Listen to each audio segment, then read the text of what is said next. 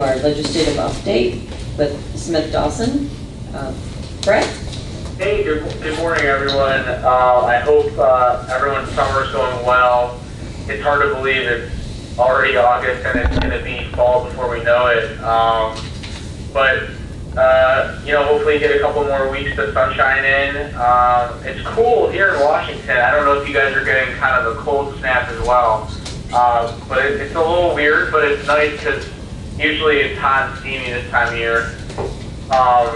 And as you all know, Congress is out for the August recess. They don't get back to Washington until early September. As is widely reported, the Affordable Care Act, repeal and replacement, or any type of proposal that was moving in the Senate was unsuccessful at the end of the work period in July, and so for now they're not going to be working on that. There's still going to be some work in the background. There's some bipartisan efforts to get the cost share subsidy figured out, so to ensure that folks they take advantage of the insurance exchanges are able to continue to get affordable insurance. But for all intents and purposes, Congress has kind of moved on from that. September, October, November, and December are going to be very, very busy. I don't know what the exact results of that work will be, but it's going to be very busy nonetheless. The deadline for the end of fiscal year 2017 is September 30th, so they need to fund or start to fund fiscal year 2018.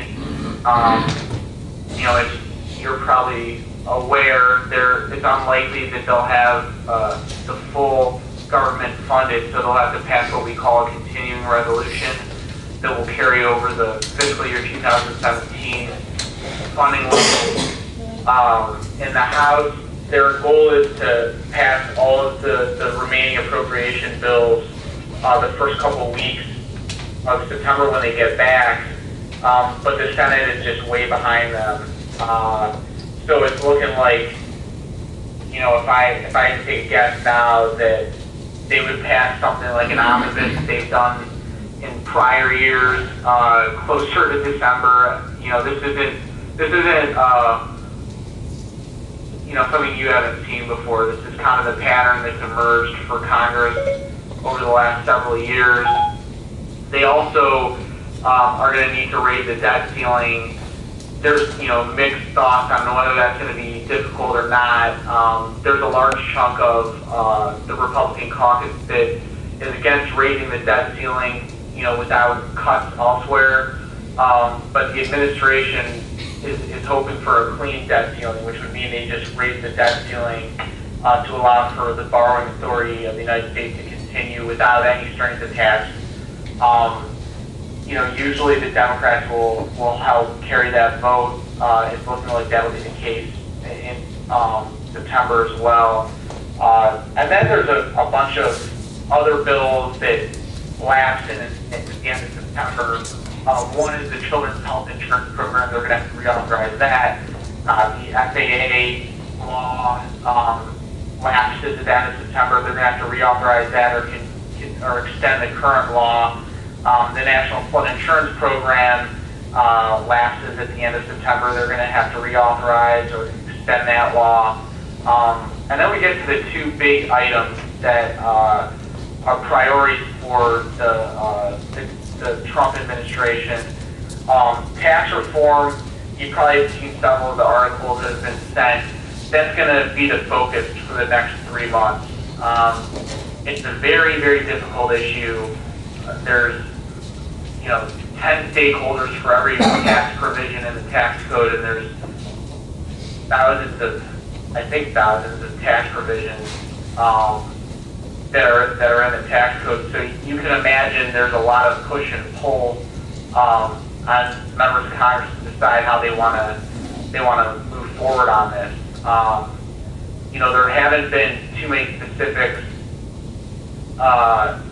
in the last few months. Of course, the House released a plan in June of 2016.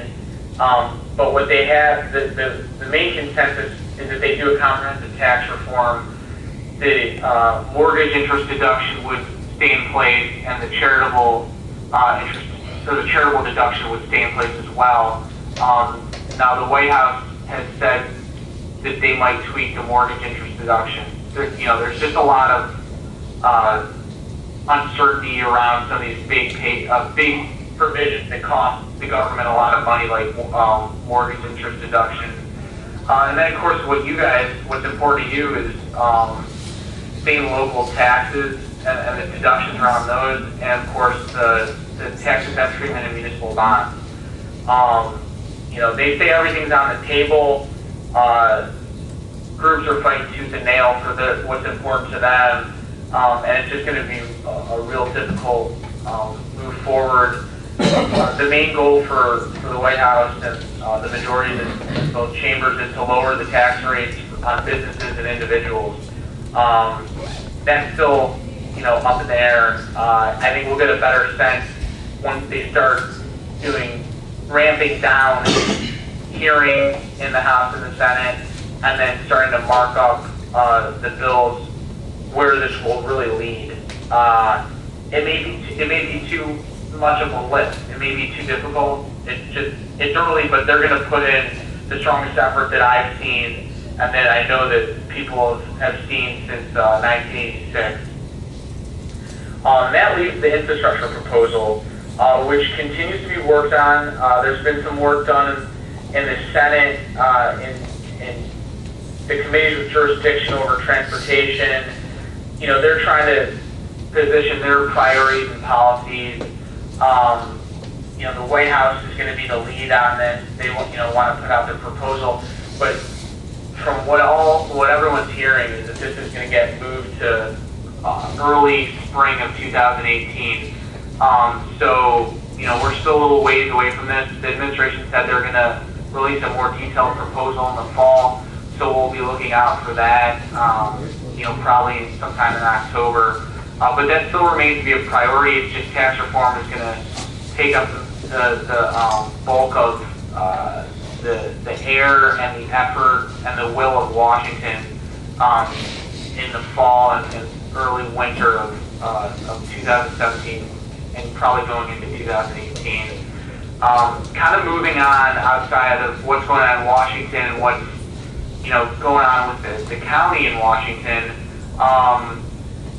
We've worked on, as you may recall, the May trip with the Speaker and County Board Member Hart and Chief Staff Nick Palmer. We met with several agencies in the delegation.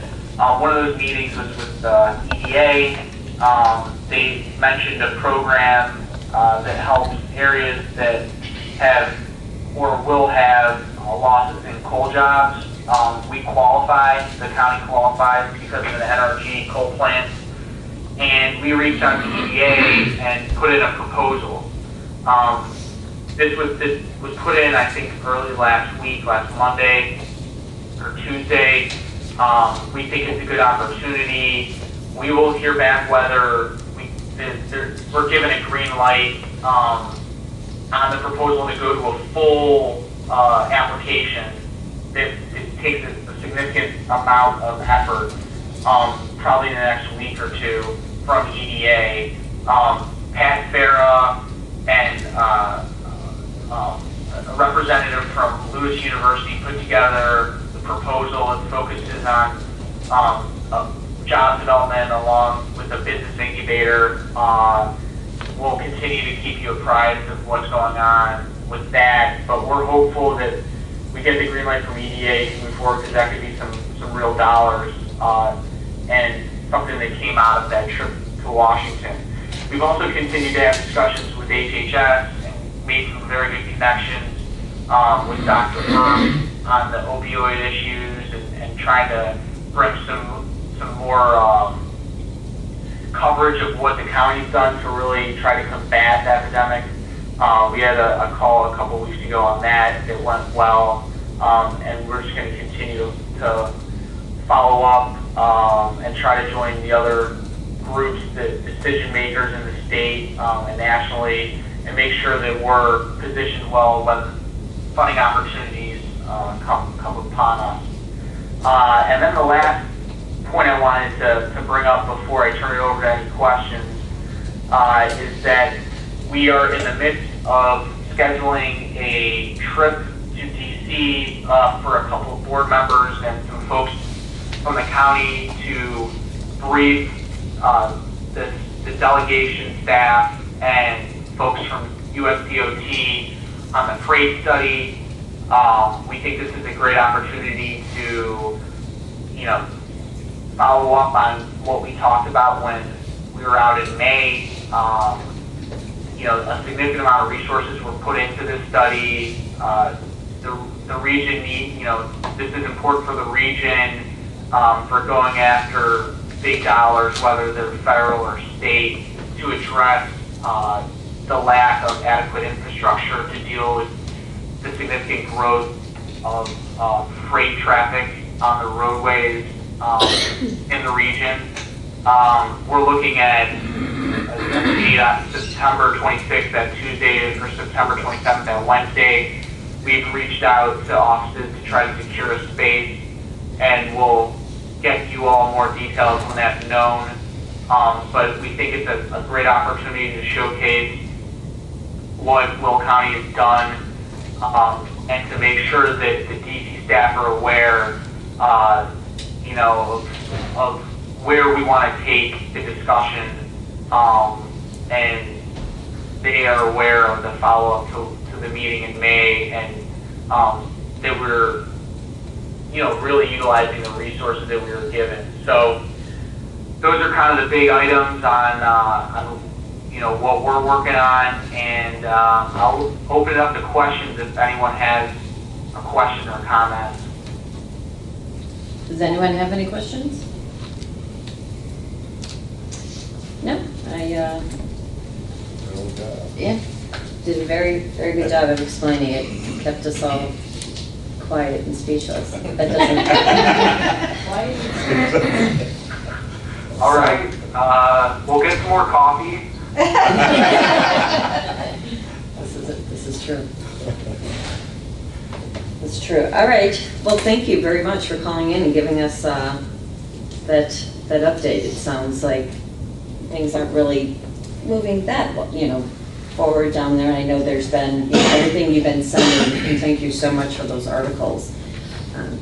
There's just still a lot of balls up in the air, and nothing's landing. Yeah, nothing yet, but there's a lot of stuff up in the air, and if some of them do land, then it could be really beneficial for the county. But at the same time, we got to make sure we're playing defense on some of the tax stuff that's critical. So glad to call in, glad to update you all, and we're always available if you have any specific questions or you need anything from us, please let us know. Appreciate it. Great. Thank you. Have a great rest of your day. You too. Take care. Thank you. Bye. Okay.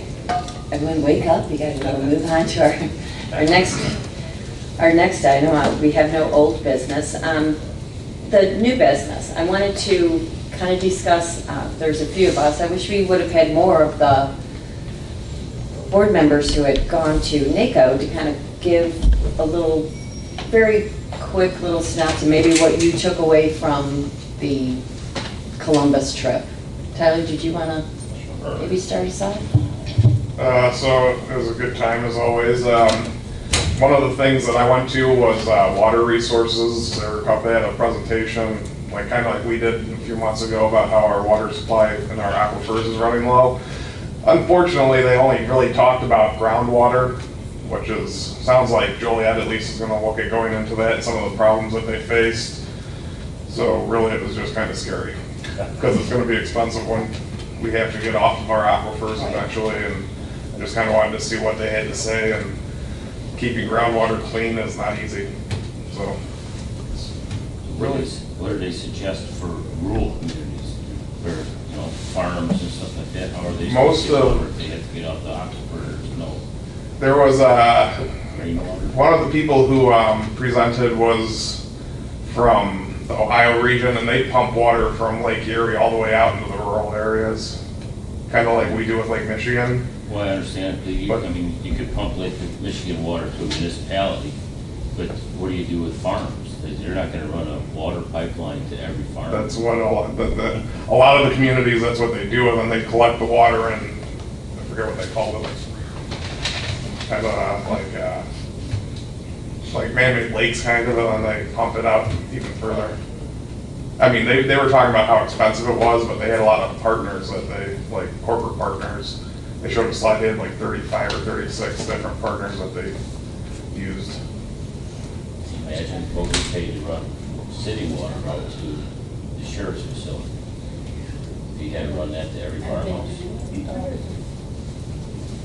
A lot of concrete, you know, I mean, you're not replenishing the aquifers. Right. It was concrete, asphalt poured on everything, houses everywhere. Yeah. It's a regional planning thing, I think that should be looked into, because otherwise, when you concrete everything, the water can't get down into the aquifer. And there's only so many areas where, like in eastern Will County, where I live, we have a more porous area, but there's a big hard area up in this area we saw on the presentation here. So it's getting replenished way up north. There's nothing up there that's allowing it to get into the aquifer. Yeah. You know, you have trouble. So, yeah, and I think that's something that around this area, we can't really forget that we're gonna have that problem. Because I know Joliet put together a commission to work on it. So, but in our presentation, they even said that if Joliet gets off of it, the rest of us are still in trouble, so eventually. So, I'll be the Debbie Downer for the day. Was there any other Good job on that. sessions you want to report on, or that was your? I mean, the other one that I thought was interesting was the Large Urban Caucus, when they were talking about the different ways to put your public land, like buildings, into different funds. We don't let Herb talk about it because, you know, he looks excited to talk about that. Herb, you gotta. Well, I thought that was very interesting. Gentleman was from what, London, I believe it was. Was it London? He was No, from. he was from like Denmark. Denmark? He had an accent. But yeah, I thought that was very interesting how they, yeah, I'm getting, echo there. I thought that was very interesting how they do that overseas. All the government land in this holding, and they own a lot of properties, hotels, and my goodness, he just went down litany of a list, talked about some of the things that these large urban counties over there that own. It was very interesting. It was very interesting. But I also wanted to, and I know a lot of our committee members were at luck because I saw a lot of Will County there, at least for the second part. The first part went too. The first part didn't go well. It didn't go well. Didn't go well. We'll leave that alone. But I went to the workforce and investment board policy steering committee, and a couple of good things came out of that. Number one, as you know, about 3 years ago, we finally passed the act for 10 years, and had a gentleman stand there and talk about what's going on with the federal dollars now that we got them, what's coming up in the next 7 years as that bill come up for reauthorized. And a little scary, but some good things came out of it too. And one of the good things came out of it, and I meant to bring that flyer for those of you that were not in it, because something I want to talk to our new director, Caroline, with the Workforce Investment Board about, and that's a gentleman came with a program that he initiated. He was one of these gentlemen that went through a lot of rough background, had been incarcerated, and had a lot of bad things happen, but turned his life around, did a lot of good things. One of the positive things he has is a nationwide program through workforce investment boards all across the country, and that he's starting a training program. He's able to get federal grants for it now, and he goes all around the country training young people, 17, 18 years old, for whatever career they want to go into, and manufacturing. And you would have loved it, Don, because these young people are kind of a lost generation you talked about, and it's a really wonderful program. Now, I've not heard of that in Will County. I've not heard of it in the state of Illinois, and that's why I wanted to talk to Caroline. I really think that went off and left that flyer. Were you there? You weren't there? Anybody else was there? Oh, Gloria was there. Gloria, that's right, you were there, Gloria. It's called Think, Make, Live. That's right. Yeah. That's right. That's right. That's Gloria, right. come up. Yeah, come on up. Come up please. here, 'cause And I'm going to bring You're that in, flyer. Nico. I'm going to bring that flyer and talk to Caroline about it. I really do, because I really think it was a wonderful program. He said no? You can't say no to the chairman. I'm in my work clothes. Oh, It's all okay. Yeah, well, neither did I, but, yeah, tell us a little bit. What do you remember about that, Gloria? Well, I'm glad you brought that up because it was a really great program. It really took youth that were incarcerated and worked with the trades to get them in.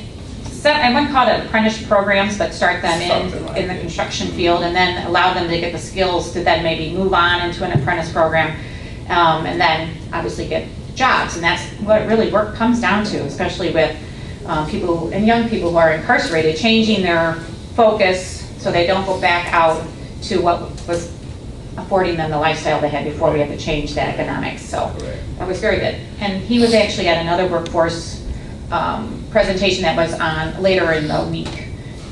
So he presented again. So. Okay. And also he was talking about the high rate. A lot of these young people that are trained, a very high rate of them go into those fields and get jobs. Yes. Because it is almost like, as you said, not really an apprenticeship, but it's almost akin to it because they get paid during that training. And they got a little taste of it, and they loved it, and a very high rate of them going into that program. So I thought that was a wonderful program that we should have it here in Will County. And luck is another story. So. There was another one in that same, later on, it was called HBI, which is, it's called Home Builder Institute, and they also do training, so that's another program that we need to take a look at. Again, it's not an apprentice program, but they give them some skills that might allow them to get into the apprentice programs. So I think those are definitely things that we can look at. Yep. do you, was there anything else you wanted to kind of report on with NACO that you? I did go to one on kind of the health issues and healthcare costs, and one of the big things I think that we're already doing is our Be Well program. So they talked a lot about getting your employees on pre-screenings, because that really allows you to then target some of the programming that you want to do within your, your counties or with your employees. So I thought that was something that we're already doing, but we can always make sure that we're taking the information that we're gathering and making sure that then we are targeting, not just gathering information and not doing anything with it, but then looking at really are some of our employees, are there needs that we need to address and making sure we do so that we can bring down overall healthcare costs. So I thought that was good. Herb, did you have? No, that was good. The one session, it wasn't a session, it was the one, this big Mac Daddy here, we thought we were gonna go just over and listen to the author of Orange is the New Black. And, we thought this is great, we've all, read the book, seen the series, and she went on and she kind of told her story, which was very interesting, but then she went to another level of explaining how she's now involved, the author's involved with this program with women in prison, and how she wants to do the whole reform and which I never even heard of. I'm not in judicial, but it was this program where the wives, the mothers are home, they're out of prison, so they're there with the children, and it's like $18,000 a year that it would cost. I remember that price tag on it, but the amount of dollars that it would save onto the county jails or the state was just astronomical. What committee was that? It wasn't a committee. It was like the big general session that Oh. they had. Oh, yeah. It was so cold in those rooms. It was cold. It was. We left that part out. It was cold. Pastor, you're right. I had to leave there. It was too cold. Yeah. But that was, and again, it was a lot of things leading up to, they were talking they had a couple other speakers, and then we had to listen to Nationwide, and then she was like this grand finale, and she even went over, she just was going on and just talking about, and it was so interesting, because she put up on the screen, showing these women when they have left in the reform that they went through and having these children, and that she was talking about the terrible cycle of them being in prison and the children following the moms, and how important it is for mothers to be home and how we could do it. Now, after leaving and talking with other counties, and I talked to someone out in Texas, and like the next day, and I said, oh, wasn't that great? And there is some potholes with that, you know, it's, and I think, Lori, I think you might even have mentioned that to me, that you had heard this as well, is because unfortunately with, you know, with the drug runners or with that, they put the women out front.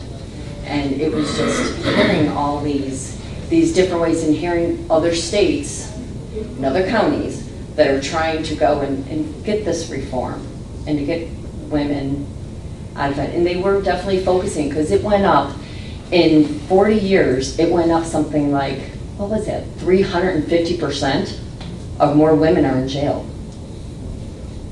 So it kind of made you think. And this program, I know, the gal, they started out in New York, and she lives, and the reason why she was out there, they live in Columbus. Came out and explained. So that was very interesting. That was one that I still cannot stop thinking about, and I would love to be able to get, I'm sure they have a video of that, and that would be a very interesting side note for us to all watch. Transportation, Don, we missed you I'm sorry. a lot. You were out there I read rolling there, stones. But Speaker Mustis did really well of getting 2 resolutions passed once again. There was no, you know, of course there was no question, and it was pretty much with the remote tower of a pilot program, not necessarily here in Will County, but just for us to encourage another program for the remote tower, and as well for adequate funding for the smaller airports. Is that kind of how we can sum that? Those 2 up, and that was good. And then we talked, if anyone was in transportation, or public works and transportation with me, they had heard I was really impressed with the bridge program. That's something that, again, that I kind of like looked into, and how they were doing the private-public funding of any of these bridges. So I would like, without a doubt, especially in transportation, to go ahead and to see that. They, you know, when you're going through the resolutions back to that, it's kind of interesting, because, you know, they were talking about the different Indian and tribal areas that are down, you know, down south or out west, and they're looking for dollars to just pave the roads so the kids could get to school. You know, so we're sitting here in Illinois, and we have all these other issues that are going on, but there's a lot of different variables that happen throughout the government, through our country. So that was not, you know, as much, you know, at first I said, well, how is this going to apply? Well, it's not just about Will County, it's not just about Illinois. It was how all these different variables kind of rolled together for NACO. So it was interesting. Does anyone else have any other? Okay. Thank you. Is there any other new business? Jim, did you want to report anything on NACO? Or are you good? I think him and I were together about during transportation. I'm sure you have a fine report. There's nothing for executive session. Public comment? Okay. I do want to, I do have something. Wait, well, it's not here. I don't, wait, I'm like, it's not here. It's not in here. But we did, when we went into membership, again, kind of this is like, you know, the whole theme of, with like NACO, we went into membership. And there's other things, you know, of course, the session, educational and everything that kind of goes with it. There's also a lot of programs for the smaller communities, the smaller counties. And they also, another one of our benefits that we have of being of a member is the program that we're going to start here is for the American flag disposal. You know, when you have flags. As a matter of fact, I think it was Beth will be putting our first flag in. You know, you say, it gets kind of tattered, you're going to go fold it up, and we put it in here. And what we would like to do then, down the road, is to get possibly a scout group to come, and they can earn a badge in disposing of the flags properly. So it's just, you know, one thing that we can give to our residents of Will County. We'll have this in the lobby, and you can dispose of your flags. Then we can do that properly. So that was interest. Did you have? I do. have Okay, something. Judy. I just didn't know you said public comment, I wasn't really public, so. I have a couple things I kind of wanted to bring up. I know at one time, when the waters of the U.S. was, the new designation was determined by the EPA, I know that there was concern here in the county that they weren't, everything became a waterway, ditches, everything like that. And the Illinois Farm Bureau has a petition out there to make a change to that. So like the EPA kind of overstretched as to what is actually navigable water. And so I didn't know if anyone was interested, but if you do want to sign a petition to make that change, to change the way that it's defined now, you could go to the ILFB, which is the IllinoisFarmBureau.org/Action Center, and that way you could sign the petition, because they did overreach as to what is water. I mean, ditches and all kinds of things that really shouldn't be included. And I know when that first came about, we did talk about it here. Suzanne, I think the Trump administration already changed. They've already, you could have probably Brett that question earlier, but I believe the administration has already redefined what navigable waters is. I know they were working on it. So I think it's already been done, but that would be a question to ask Brett. But Nick, but do you know? he says these things to us all the time. I think he sent us something that. I know that the Trump administration was working on it. I don't know that they actually completed it though. I think they took action on it by executive order. Okay. Nick, But- do you know? I think Nick. My understanding is that, yeah, that they rolled it back. They rolled it Yeah, back. that's Because they hadn't, I don't think they had actually implemented it. That was that whole push, what we included in our agenda was, but I think when Trump came in, they rolled it back, or just they stopped proceeding on implementing the rules, so. The president issued an executive order back in February, beginning of February, Yeah. restoring Seems the odd rule of then. law, federalism, and economic growth on waters in the Yeah, United that's- States rule. That doesn't mean, though, that we shouldn't still be concerned. Yeah, it's interesting, man. This is July 31st. This is the Illinois Farm Bureau. I can't imagine that they would initiate any kind of a petition comment period. So, Unless, are they asking for something else other than, nope, to repeal the definition of the waters of the U.S. like you said, Jim, I remember the It doesn't mean they want to make sure like I said, it was done by executive order. It doesn't mean that we shouldn't pursue it, but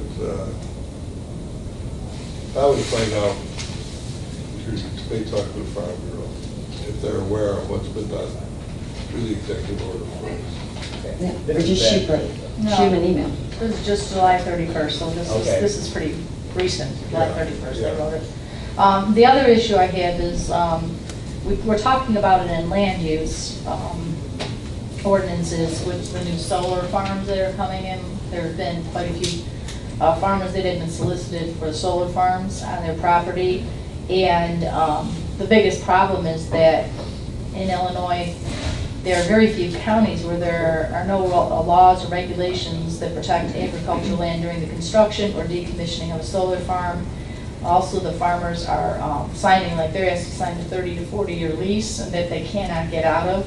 So I think we need to maybe work on something that we could push legislatively, like they don't have to have a ag mitigation agreement. So if a wind farm comes through and puts in a wind farm out, and we've seen the turbines as you drive through Illinois, they have to do an ag mitigation agreement. And right now, the way it's set up, the solar energy companies do not have to do that. And so solar energy, in 2015, Congress extended a tax credit for solar companies to come here, which pays 30% of the cost. So a lot of the companies were interested in coming to Illinois and building a solar farm. Well, while that's a good thing for renewable energy, the bad thing is the different things that are placed upon the farmers and people near it, because you can't do certain things.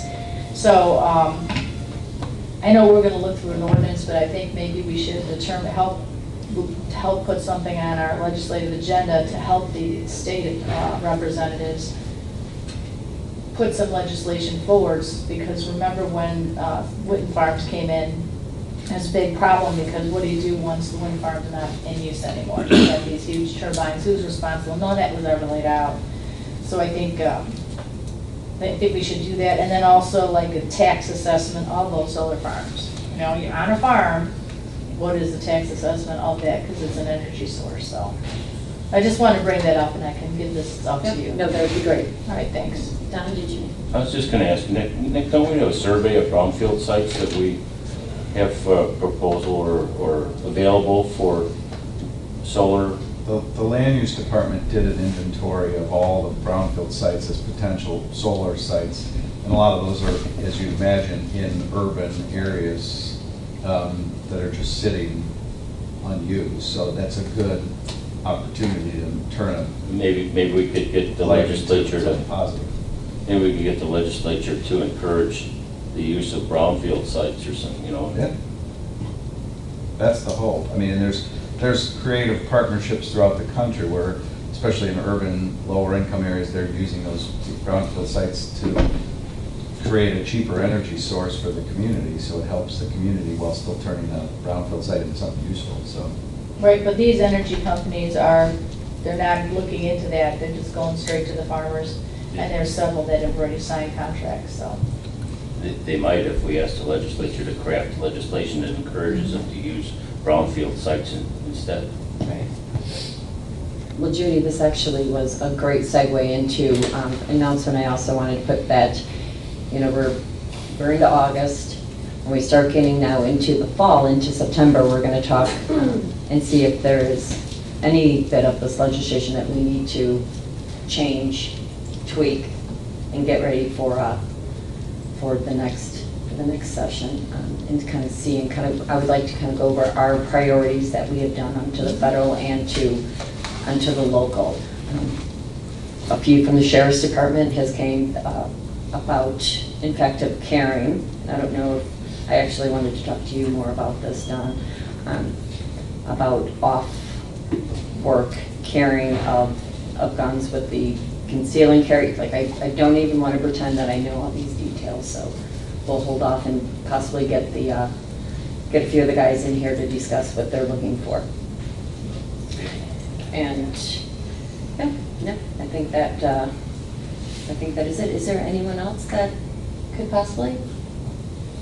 No. And also another quick announcement. I don't know if everyone saw Darlene Singer. She was representative. In fact, she was my representative. But she, Lieutenant Chief of Staff, I think that's her actual title, for Governor Ronner. So that was a nice little credo. I've known Darlene since back in the day of Naperville City Council. She's a wonderful asset for the governor's office, and it'll be good. Okay, so if I can have a motion to adjourn. So moved. All in favor? Aye. Meeting adjourned.